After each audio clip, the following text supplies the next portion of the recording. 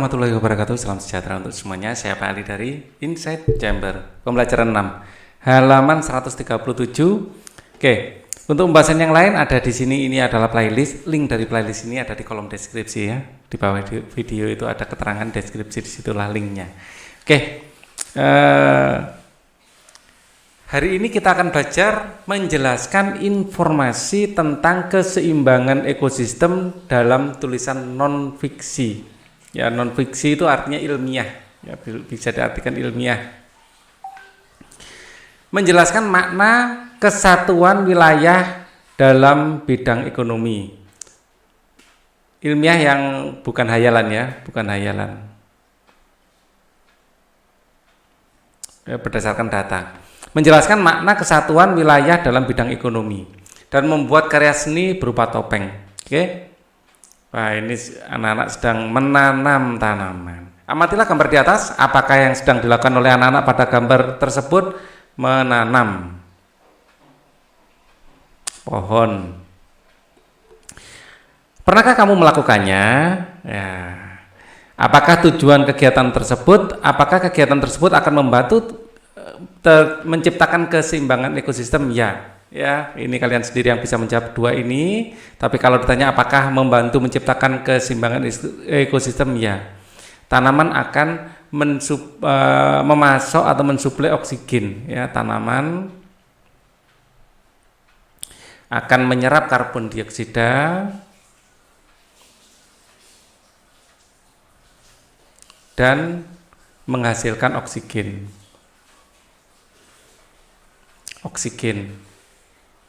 atau O2.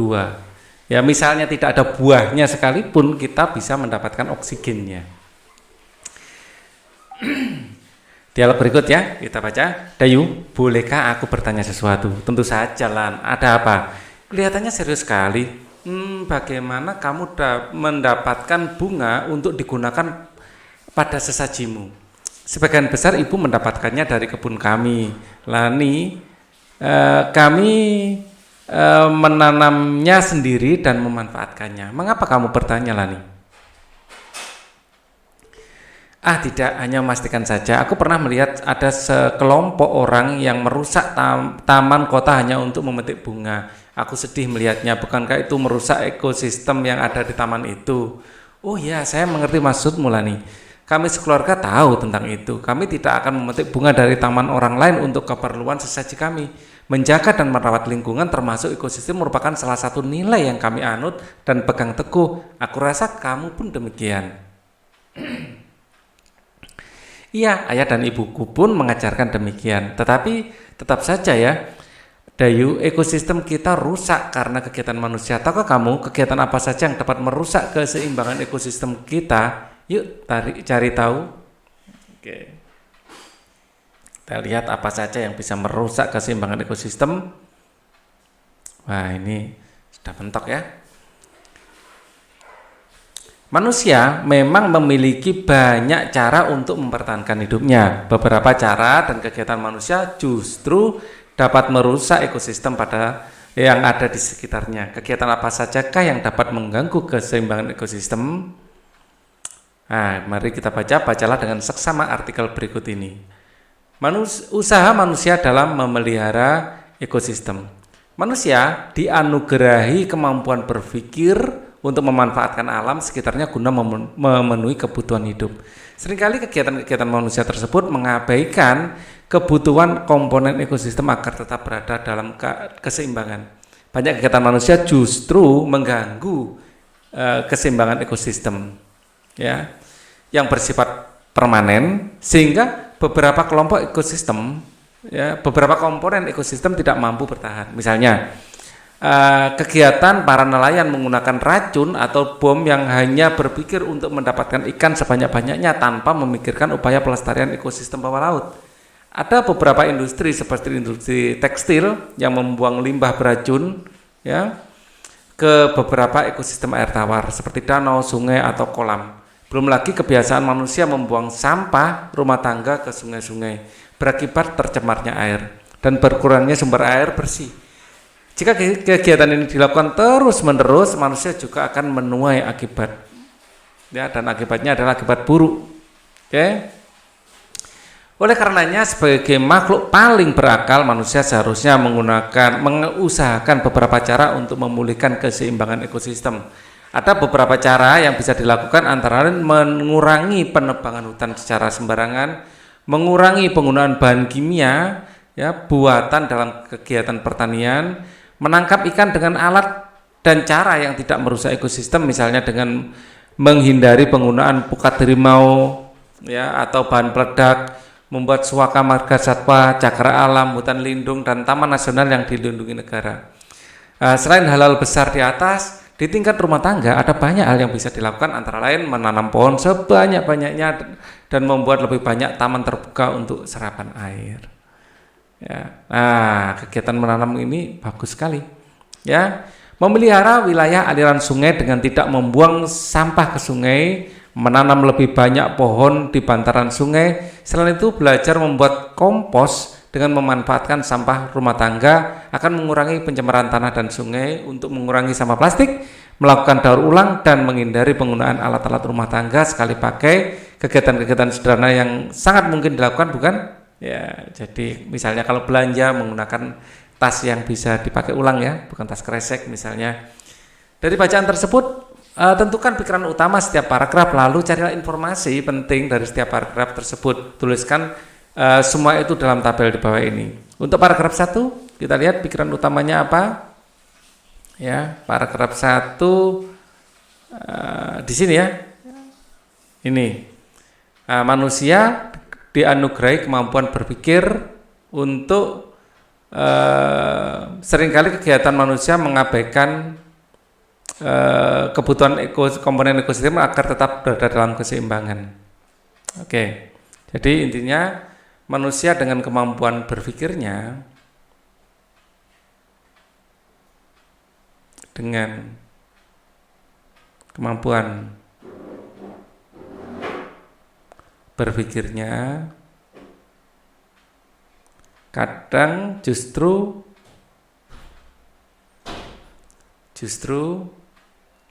merusak keseimbangan alam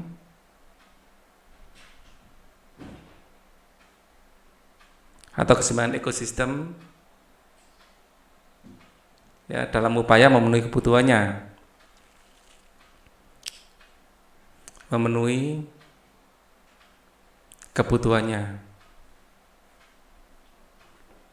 Ya, informasi penting apa yang ada di sini yang bisa kita lihat, misalnya sesuatu yang merusak ya. Beberapa komponen ekosistem tidak mampu bertahan, misalnya kegiatan nelayan menggunakan racun atau bom. Ya, kegiatan nelayan menggunakan racun atau bom. Kemudian petani yang terlalu banyak menggunakan pupuk buatan, menggunakan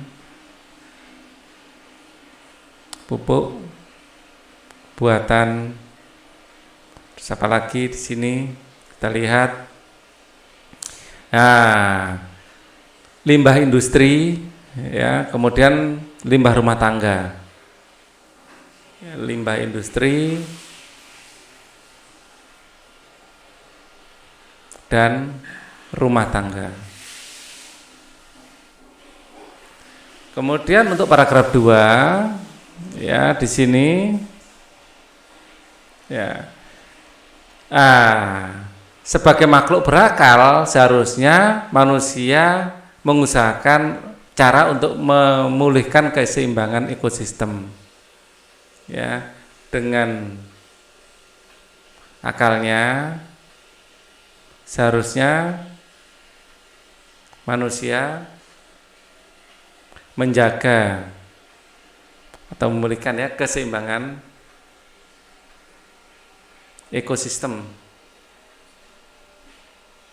Ya, kita lihat di sini apalagi menangkap ikan dengan alat yang tidak merusak ekosistem, misalnya ya. Saya pakai biru aja biar nggak nyampur ya. Menangkap ikan dengan menangkap ikan dengan cara yang tidak merusak ekosistem. Kemudian apalagi di sini membuat suaka marga satwa,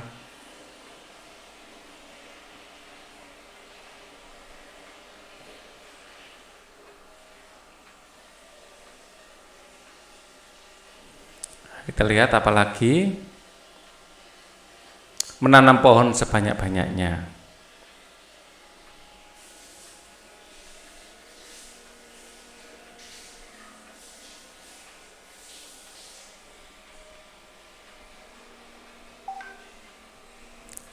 Nomor 3, paragraf 3 ini ya. Oke.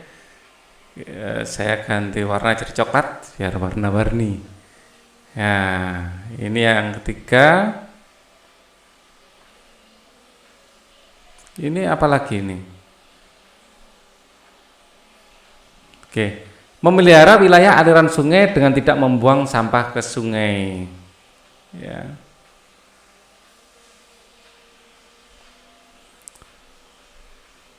Selain itu belajar membuat kompos, menghindari menggunakan alat rumah tangga sekali pakai, ya tidak mencemari lingkungan pada intinya.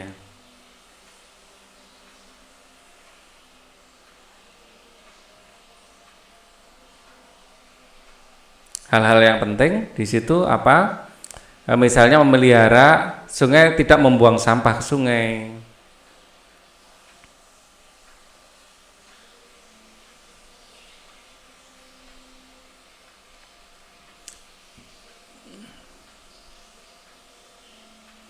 Terus kemudian apalagi di sini belajar membuat kompos, ya, mengurangi sampah plastik,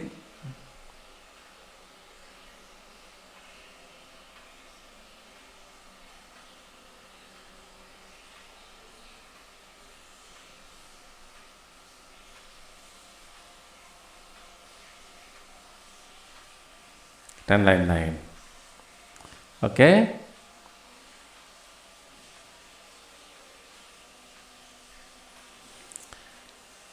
Berdasarkan tabel di atas, buatlah kesimpulanmu dalam tulisan satu paragraf, gunakan kosakatamu sendiri, ya. Gunakan kosakata baru dari bacaan dengan bahasamu sendiri, tuliskan kesimpulanmu dengan rapi. Ya, pada intinya manusia dianugerahi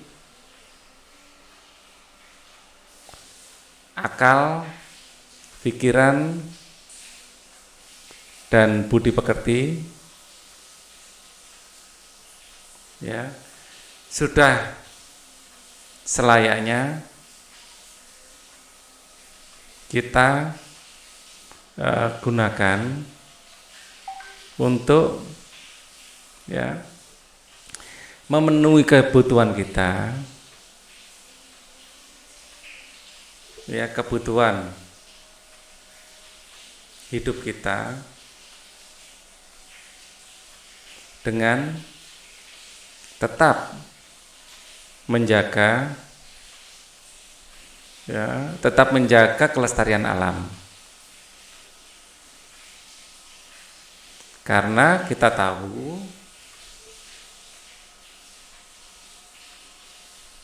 bahwa ketidakseimbangan ekosistem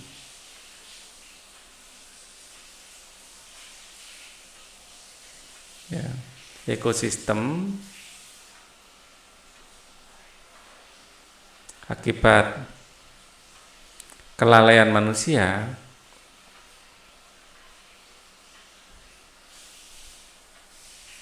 ya, baik disengaja maupun tidak, akan berakibat buruk buat kita maupun tidak, akan kembali pada kita sendiri, akan berakibat, ya, buruk buat kita sendiri. Ya.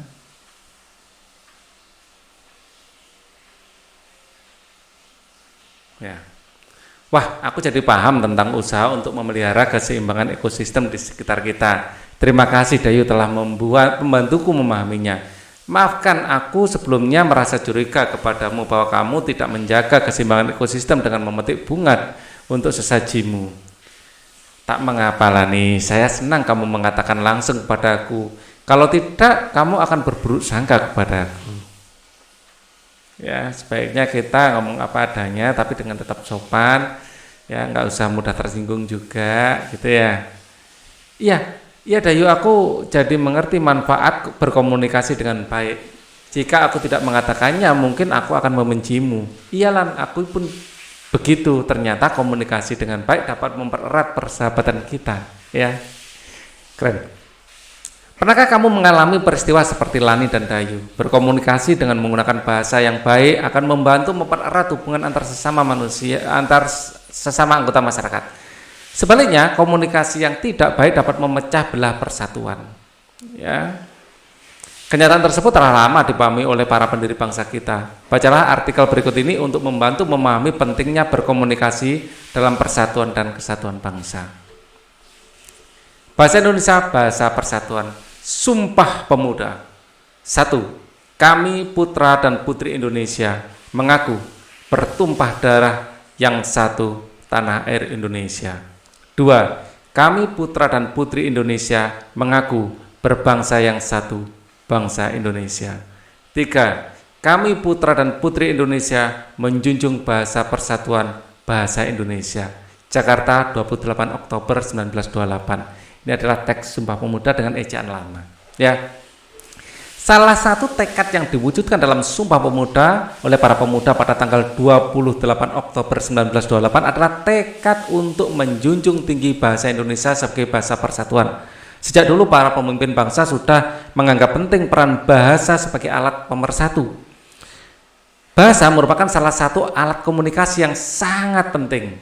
Ya, kegiatan komunikasi merupakan kegiatan menyampaikan pesan dari penyampai pesan kepada penerima pesan. Saat ini teknologi komunikasi berkembang sangat pesat. Pesan yang disampaikan melalui media komunikasi dapat disampaikan dengan cepat dan mudah. Kemudian itu terkadang membuat pesan yang disampaikan berbeda dengan yang diinginkan. Komunikasi yang tidak efektif dapat menimbulkan salah pengertian. Pada ujungnya akan mengakibatkan terancamnya persatuan dan kesatuan dalam masyarakat kalau terjadi kesalahpahaman, ya. Jadi hati-hati. Salah satu cara berkomunikasi yang baik adalah dengan menggunakan bahasa yang sopan dan jelas. Sikap pada saat berkomunikasi dengan orang lain pun harus diperhatikan agar orang lain mengerti pesan yang disampaikan. Ketika berkomunikasi secara tulisan, pengguna bahasa baku dan sopan juga sangat diperlukan. Buatlah skenario cerita pengalamanmu, ya, tentang berkomunikasi, baik melalui media telepon genggam, surat elektronik, atau berkomunikasi langsung dengan orang lain. Pilihlah salah satu dari media tersebut. Jika kamu memilih surat, buatlah sebuah surat kepada orang yang lebih dewasa, seperti kepada guru atau kepada kepala sekolah, atau kepada ketua RT di tempat tinggalmu. Pilihlah topik usulanmu tentang sebuah kegiatan yang dapat meningkatkan persatuan dan kesatuan di sekolah atau di lingkungan kamu tinggal. Gunakan bahasa yang baku, lugas, serta gunakan ejaan bahasa Indonesia yang benar.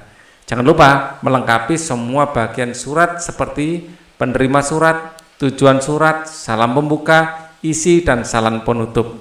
Ya, jadi bagian surat ini ada penerima suratnya siapa, tujuan surat itu apa, salam pembuka, isi, dan salam penutup.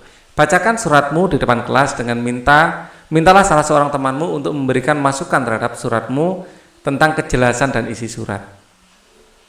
Jika kamu memilih percakapan melalui media telepon, kamu akan membuat sebuah percakapan antara lain dua orang yang sedang berbicara menggunakan telepon. Saat percakapan berlangsung, kamu diminta untuk meninggalkan pesan kepada orang yang dituju yang sedang tidak ada atau tidak dapat dihubungi.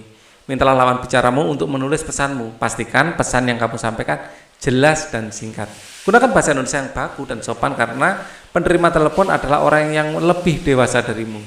Jangan lupa susunan berbicara dengan menggunakan telepon seperti mengucapkan salam, menyebutkan nama, dan menyebutkan keperluan. meminta penulis pesan dan menutup pembicaraan. Bacakan percakapan teleponmu di depan kelas dan mintalah seorang temanmu untuk memberikan masukan terhadap percakapan tentang kejelasan dan isi percakapan. Ya, misalnya surat, ya. Jadi jangan lupa ditulis tanggalnya, misalnya Surabaya 28 Oktober 2020. Nah, ditepatkan dengan Hari Surat Pemuda ya. Kepada yang terhormat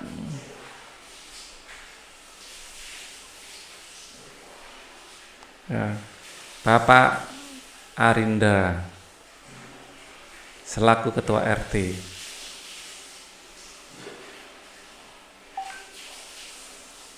Nah, dengan hormat ya, dengan surat ini ya, perkenalkan nama saya Bayu. Ya. Pertama gitu ya, dengan surat ini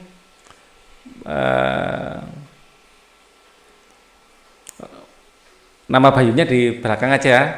Saya sebagai warga RT 5 ya,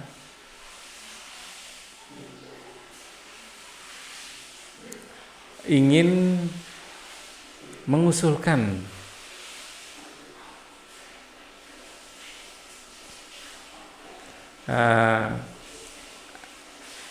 pada perayaan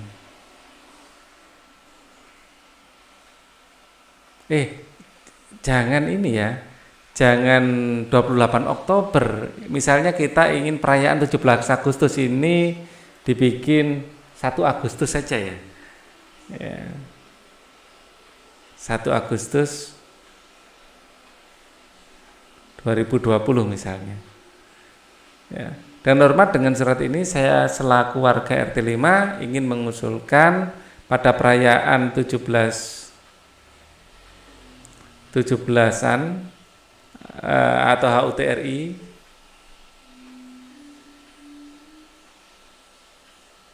ya, tahun ini diadakan lomba membaca puisi misalnya. Karena menurut saya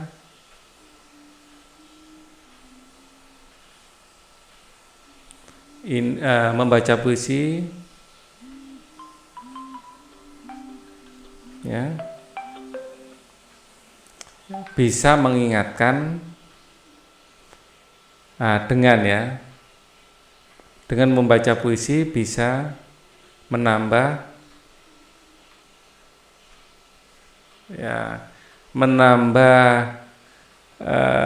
kecintaan kita terhadap NKRI.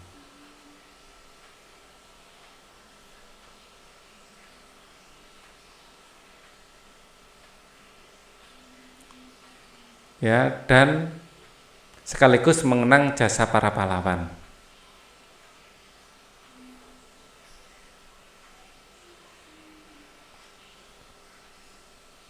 Jasa para pahlawan.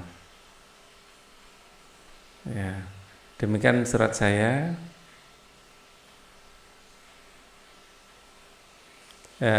Permohonan saya ya, melalui surat ini.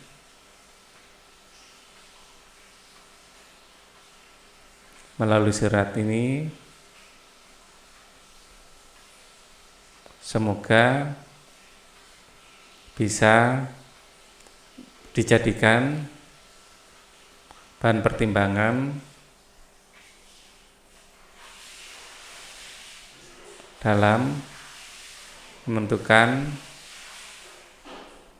kegiatan di saat HUT RI tahun ini.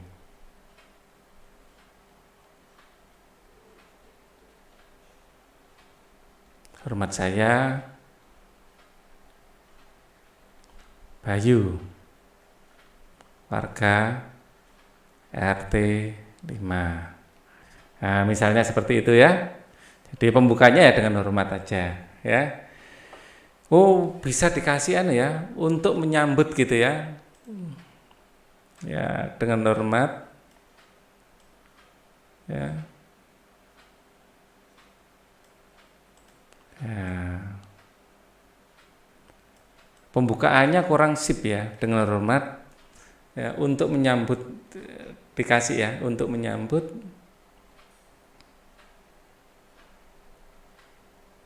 HUT RI 2020 ya.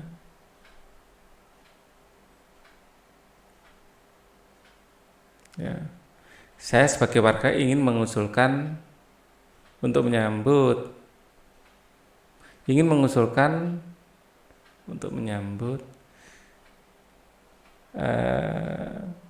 HUTRI 2020. Saya ya sebagai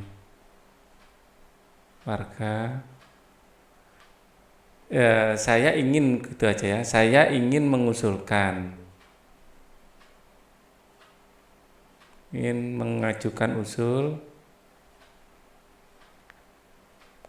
usulan kegiatan. Ya, gitu ya. Dengan hormat untuk menyambut HUTRI 2020, saya ingin mengajukan usulan kegiatan. Ya, terus kemudian paragraf kedua dengan surat ini ya gitu, sebagai warga dan seterusnya. Jadi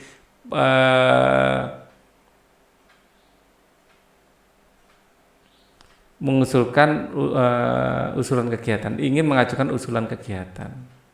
Oke, ini pembukanya cukup pendek gini aja ya. Terus dengan surat ini saya sebagai warga, saya ingin mengusulkan, ini nggak usah lagi ya. Saya ingin mengusulkan, nah, itu biar lebih enak. Maaf ya, ada editnya sedikit. Nah, ini rasanya enak untuk surat usulan kegiatan. Bapak Rindra ini selakunya nggak usah deh. Ketua RT 5 gitu ya misalnya. Ya, ada edit-editnya ya. Paling enak editnya, tinggal gini aja. Kalian bisa ngapus ini. Kepada yang terhormat Bapak Arindra Ketua RT 5, dengan hormat untuk ini ya. Saya ingin mengajukan usulan kegiatan. Dengan surat ini saya ingin mengusulkan pada perayaan. Terdapat beragam media yang digunakan untuk melakukan komunikasi. Salah satunya adalah melalui benda seni Nusantara seperti topeng. Ya, ini melakukan media komunikasi ya. Sebagaimana kamu tahu, bentuk topeng Nusantara memiliki karakter masing-masing sebelumnya. Kamu telah mempersiapkan beberapa tahap untuk membuat topeng dari kertas. Kali ini kamu akan melanjutkan dengan melihat tahapan membuat topeng seperti yang dijelaskan di bawah ini. Yang nomor 1, buatlah sketsa dasar wajah yang berbentuk oval pada selai kertas karton, kemudian pada sekeliling sisinya diberi tanda garis 8 bagian. 1, 2, 3, 4, 5, 6, 7, 8. 8 bagian, gunting sekeliling sketsa menjadi garis yang telah dibuat. Terus kemudian lipat tekuk sketsa wajah dasar berbentuk oval, kemudian distapler satu persatu sehingga membentuk seperti pada gambar di samping. Ya, membentuk pola wajah. Ya.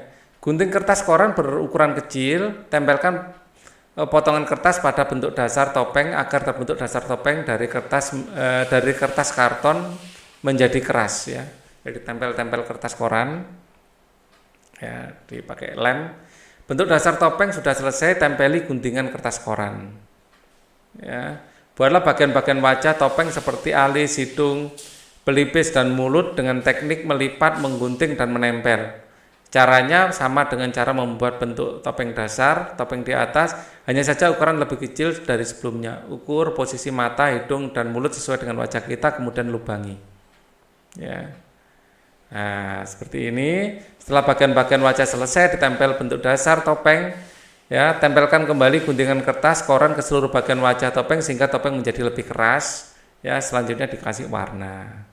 Ya. Selanjutnya wajah topeng berwarna sesuka hati kita. Gunakan cat air atau cat untuk poster atau cat kayu. Selesaikanlah topengmu. Keren kan? Keren. Oke, itu untuk praktek ya. Setelah kamu menyelesaikan topengmu, waktunya bagimu untuk memamerkannya. Berilah nama dan ceritakan karakter apa yang ingin kamu tunjukkan melalui topengmu.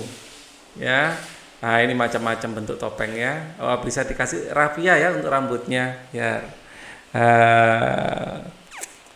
lebih apa ya? Lebih keren ya. Gunakan apa ya? Gunakan kreativitas kalian untuk membuat topengnya, mau dikasih tanduk, mau dikasih apa gitu ya.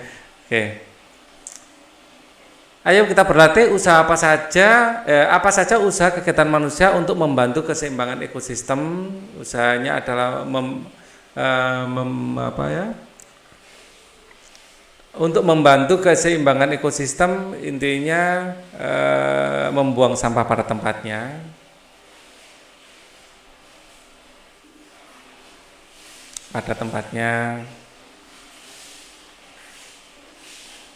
Ya,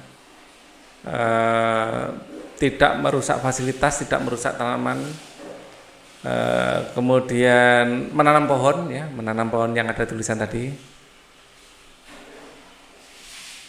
Ini sebagai anggota masyarakat yang bisa kita lakukan, tidak merusak taman.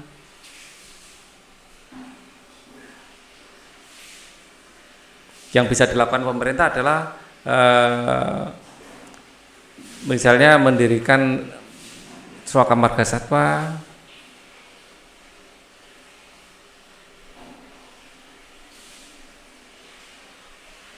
dan lain-lain. Tahukah kamu cara membuat kompos? Cari tahu dan jelaskan. Caranya membuat kompos adalah menggunakan bahan-bahan organik, sisa sampah organik itu sisa tumbuhan atau sisa makhluk hidup ya, sisa makhluk hidup. Ya, kemudian ditanam ya dalam tanah selama beberapa waktu tertentu.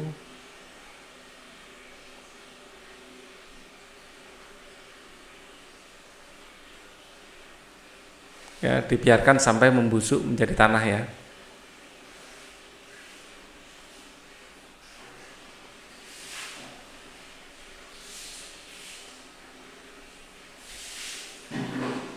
Ya, bisa dicampur dengan pupuk kandang juga, itu lebih cepat prosesnya. Ya. Jadi sisa makhluk hidup itu bisa hewan atau tumbuhan. Oke. Mengapa penggunaan bahasa baik dan jelas sopan sangat penting dalam berkomunikasi agar tidak terjadi kesalahpahaman?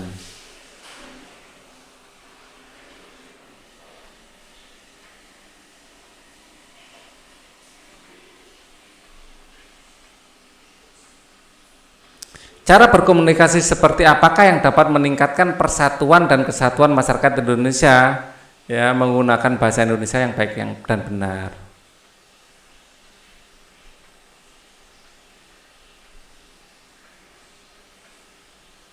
Yang baik